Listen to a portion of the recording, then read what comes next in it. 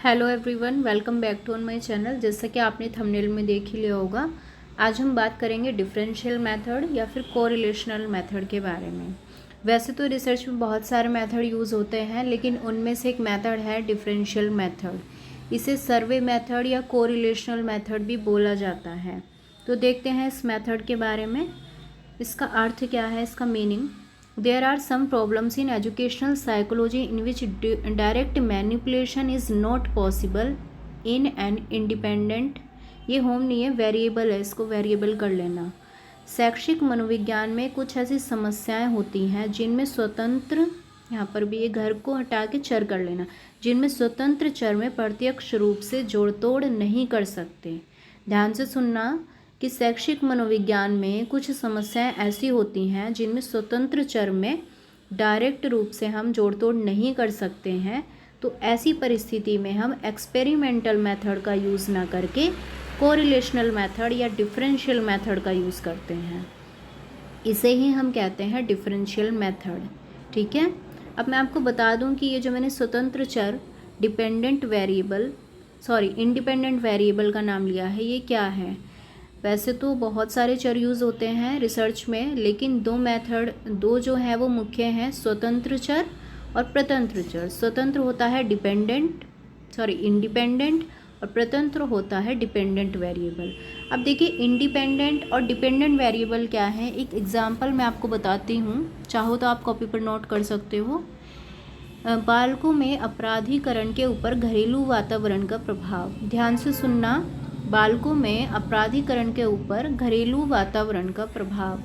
तो इसमें जो घरेलू वातावरण है वो है स्वतंत्र चर, इट मीन्स इंडिपेंडेंट वेरिएबल, और जो अपराधीकरण है वो क्या है, डिपेंडेंट वेरिएबल। मतलब कि इंडिपेंडेंट वेरिएबल का प्रभाव किसके ऊपर पड़ रहा है, बच्चे के अपराधीकरण पर। मतलब कि घरेलू वातावरण का प्रभाव अपराधीकरण पर पड़ रहा है। तो घरेलू वातावरण क्या हुआ, इंडिपेंडेंट वेरिएबल, और जिस पर प्रभाव पड़ रहा है वो क्या है, डिपेंडेंट वेरिएबल। तो ये बिल्कुल आपको क्लियर हो गया होगा। तो जब हम इंडिपेंडेंट वेरिएबल में जोड़ तोड़ नहीं कर सकते, अर्थात घरेलू वातावरण में फेरबदल नहीं कर सकते हैं, तो उस जगह पर हम कौन से मेथड का यूज़ करते हैं, डिफरेंशियल मेथड का। अब इस विधि द्वारा शैक्षिक समस्याओं का अध्ययन करने से छात्रों का एक प्रतिदर्श, मतलब कि एक सैंपल चूज़ कर लिया जाता है, और ये सैंपल ऐसा होना चाहिए जो पूरी पॉपुलेशन को रिप्रेजेंट करता हो, ना कि सिर्फ एक इंडिविजुअल को। एक मिनट, अब इस मेथड का हम एक एग्जाम्पल ले लेते हैं। एग्जाम्पल है, suppose an educational psychologist wants to study the effect of their environment on delinquency of children. मान लीजिए कि कोई जो शैक्षिक मनोवैज्ञानिक है, जो रिसर्चर है, वो ये पता करना चाहता है कि बालकों के अपराधीकरण पर उनके घरेलू वातावरण का क्या प्रभाव पड़ता है। तो इस अध्ययन में घरेलू वातावरण क्या है, इंडिपेंडेंट वेरिएबल है, क्योंकि इंडिपेंडेंट वेरिएबल वो होगा जिसका प्रभाव पड़ेगा किसके ऊपर, अपराधीकरण पर, जिसमें जोड़ तोड़ करना संभव नहीं है। तो इस समस्या को हल करने के लिए कौन सा मेथड यूज़ करते हैं, जल्दी से बताओ कमेंट करके, कौन सा मेथड, डिफरेंशियल मेथड। ठीक है, और इसमें हम क्या करेंगे, जब हम इसको सॉल्व करेंगे, इसको सॉल्व करने के लिए हम दो तरह के ग्रुप बना लेंगे, एक अपराधी बालकों का और एक सामान्य बालकों का। ठीक है, अब देखिए नेक्स्ट हम क्या करेंगे इसमें। जैसे हमने दो ग्रुप बना लिए थे बच्चों के, एक बनाया हमने अपराधी बालकों का और एक सामान्य बालकों का। तो हम उसमें मनोवैज्ञानिक परीक्षण, जो हम उसका साइकोलॉजिकल टेस्ट करेंगे, वो किसके बेस पर करेंगे, इंटरव्यू के बेस पर। ठीक है, इसके बाद यह निश्चित किया जाएगा कि अपराधी बालकों में कितने बालक लाभान्वित परिवार से आते हैं और कितने अलाभान्वित, मतलब कि डिसएडवांटेज फैमिली से आते हैं। अब देखिए यहाँ पर एडवांटेज और डिसएडवांटेज फैमिली का क्या मतलब है, मतलब कि जो अपराधी बालक हैं उसकी फैमिली जो है, अपराधी बालक कितने लाभान्वित होते हैं कि जिसकी फैमिली नॉर्मल हो। ठीक है, और अलाभान्वित जिसका दूषित परिवार हो।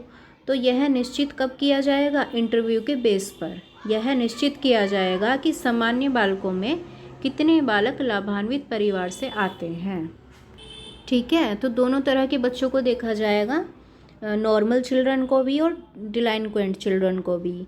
अब हम दोनों का क्या करेंगे, अध्ययन करेंगे और स्टडी करने के बाद हमें पता चल जाएगा कि किसके घर में घरेलू वातावरण का प्रभाव ज़्यादा है। यहाँ पर दो कंडीशन भी हो सकती हैं। एक तो ये कि सामान्य बालक के घर का वातावरण भी जो है वो दूषित हो सकता है, और ऐसा भी हो सकता है कि अपराधी बालक का जो परिवार हो वो कैसा हो, बिल्कुल सामान्य हो। लेकिन जो पॉसिबिलिटी ज़्यादा बनती है दूषित होने की, वो किसका परिवार दूषित हो जाने की संभावना बनती है, अपराधी बालक की। ठीक है,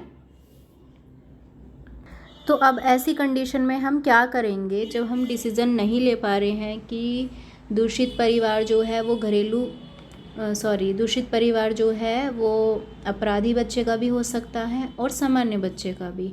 तो इसकी टेस्टिंग के लिए हम बहुत सारे सर्वे करते हैं, इंटरव्यू अपनाते हैं, इंटरव्यू लेते हैं फैमिलीज़ का जाकर, और पता करते हैं कि जेन्युइन रीज़न क्या है। ठीक है, और उसके बाद जो हमारे पास डाटा आएगा, उस डाटा का एनालिसिस करने के बाद एक कंक्लूज़न निकाला जाएगा लास्ट में, और ये कंक्लूज़न निकाला जाएगा डाटा के बेस पर। ठीक है, तो जो हम कंक्लूज़न पर पहुँचेंगे कि घरेलू वातावरण जो है वो अपराधी बालक का अच्छा है या फिर जो नॉर्मल है बच्चा उसका घरेलू वातावरण अच्छा है, तो इसमें हमें अपनी तरफ से कोई दिमाग नहीं लगाना है। हमें ये एक तरीके से हो जाएगा पार्शियलिटी, पूर्वाग्रह। ठीक है, कि बस जो हमारे माइंड में फिक्स है उसे तुमने सोच लिया बिना किसी रीज़न को जाने। ऐसा ज़रूरी नहीं है कि जो अपराधी बच्चा है उसकी फैमिली हमेशा अपराधी हो। ठीक है, नॉर्मल फैमिली भी हो सकती है, उसकी अच्छी फैमिली भी हो सकती है। तो हमें किसी भी पूर्वाग्रह से ग्रसित नहीं होना है। एक रिसर्चर होने के नाते हमें पूरा सर्वे करना है, उसको एज अ प्रूफ इकट्ठा करना है, और जब वो बिल्कुल प्रूव हो जाता है तब हमें ये मानना है कि जो इस बच्चे की फैमिली है वो कैसी है, प्रदूषित है। चलिए नेक्स्ट, अब इसके कुछ मेरिट्स भी हैं इस मेथड की, देखिए क्या हैं। विभेदी विधि द्वारा शिक्षा मनोवैज्ञानिक उन समस्याओं का आसानी से अध्ययन कर सकते हैं जिनमें हम क्या नहीं कर सकते, मैनिपुलेट नहीं कर सकते जिन्हें। ठीक है, जैसा कि मैं पहले भी बता चुकी हूँ। सेकंड है, विभेदी विधि द्वारा शिक्षा मनोविज्ञान कम समय में एक बड़े समूह का अध्ययन आसानी से कर लेते हैं। बिल्कुल, डिफरेंशियल मेथड में क्या होता है, बहुत बड़े ग्रुप का एक साथ हम अध्ययन कर लेते हैं। इस विधि में प्रश्नावली का प्रयोग होता है। प्रश्नावली मतलब क्वेश्चनर मेथड का। ठीक है, जिसके माध्यम से एक साथ बालकों के एक बड़े समूह के विचारों को जाना जा सकता है। बिल्कुल, जब हम सर्वे करते हैं या इंटरव्यू लेते हैं, सर्वे में क्या होता है, एक बहुत बड़े ग्रुप की मेंटलिटी का पता चल जाता है। ठीक है, तो ये हुई इसकी मेरिट्स। नेक्स्ट है फिर इसकी कुछ डीमेरिट्स भी हैं, इसके ड्रॉबैक्स क्या हैं इस मेथड के, वो देख लेते हैं। इस विधि में चूँकि स्वतंत्र चर में जोड़ तोड़ नहीं किया जा सकता, तो जो इससे हमें प्राप्त तथ्यों के आधार पर यह विश्वास भी नहीं किया जा सकता कि आश्रित चर, आश्रित कौन सा था, डिपेंडेंट वेरिएबल, उसमें होने वाले परिवर्तन का कारण क्या है। अब देखिए इस लाइन का क्या मतलब है, मतलब कि आश्रित चर कौन था, अपराधी बालक। तो हम ये बिल्कुल जेन्युइन पता नहीं लगा सकते कि अपराधी बालक जो है उसकी प्रवृत्ति कैसे हुई है ऐसी। अपराधी बालक की जो प्रवृत्ति बनी है वो किस वजह से बनी है। दूसरे शब्दों में इस विधि द्वारा प्राप्त आंकड़ों के आधार पर स्वतंत्र और आश्रित चर में कारण संबंध स्थापित करना भी संभव नहीं है। सेकंड देख लेते क्या है। चूँकि इस विधि में स्वतंत्र चर में जोड़ तोड़ करना संभव नहीं है, अतः इससे प्राप्त तथ्यों के आधार पर विश्वास नहीं किया जा सकता कि इंडिपेंडेंट वेरिएबल में जो चेंज आया है उसका क्या कारण है। बिल्कुल, इंडिपेंडेंट वेरिएबल कौन है, जल्दी से बताओ कौन है इंडिपेंडेंट वेरिएबल, घरेलू वातावरण, सॉरी आश्रित चर है डिपेंडेंट, डिपेंडेंट वेरिएबल, हाँ डिपेंडेंट वेरिएबल कौन है, अपराधी बच्चा। तो ये हम जेन्युइन पता नहीं लगा सकते इस मेथड में कि जो अपराधी प्रवृत्ति हुई है बच्चे की उसके पीछे क्या कारण रहा होगा। दूसरे शब्दों में इस विधि द्वारा प्राप्त आंकड़ों के आधार पर स्वतंत्र चर और आश्रित चर में कारण संबंध परिणाम स्थापित करना भी संभव नहीं है। नेक्स्ट है फिर विभेदी विधि के अध्ययन की परिस्थिति अनियंत्रित होती है, मतलब कि अनकंट्रोल्ड होती है। अब देखिए, जब अनकंट्रोल्ड होगी तो ये रिलायबल भी नहीं माना जाएगा। अब अनकंट्रोल्ड कैसे होगी? फॉर एग्ज़ाम्पल, जैसे कि क्लास में बच्चे जो बिहेव टीचर के साथ करते हैं वो अपने फ्रेंड्स के साथ बिल्कुल नहीं करते हैं, वो अपने फ्रेंड्स के साथ बिल्कुल ओपनली बिहेव करते हैं। तो यहाँ पे क्या होता है, टीचर या रिसर्चर के सामने बच्चे का जो नेचुरल बिहेव है वो क्या हो जाता है, सप्रेस हो जाता है, दब जाता है। तो ये परिस्थिति कैसी हुई, अनकंट्रोल्ड हुई। ठीक है। अब सेकंड और लास्ट है आपका, फोर्थ एंड लास्ट, ऐसी कुछ सीमाओं के बावजूद भी विभेदी विधि का प्रयोग शिक्षा मनोविज्ञान में बड़े पैमाने पर किया जाता है। फिर भी इस मेथड का यूज़ हम करते हैं, लेकिन किस कंडीशन में करते हैं, जब हम स्वतंत्र चर में जोड़ तोड़ नहीं कर सकते। ठीक है, ये बिल्कुल ये कह दो कि इसका वाइटल पॉइंट है इस मेथड का। ठीक है, कि जब हम स्वतंत्र चर मतलब कि इंडिपेंडेंट वेरिएबल में मैनिपुलेट नहीं कर सकते हैं तभी इस मेथड का यूज़ होता है। ओके, तो आई होप कि ये मेथड आपको अच्छे से क्लियर हो गया होगा।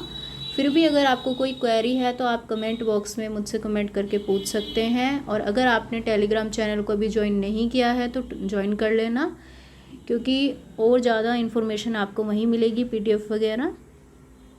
और चैनल को सब्सक्राइब कर लेना भाई। Okay, thank you, have a good day, bye bye.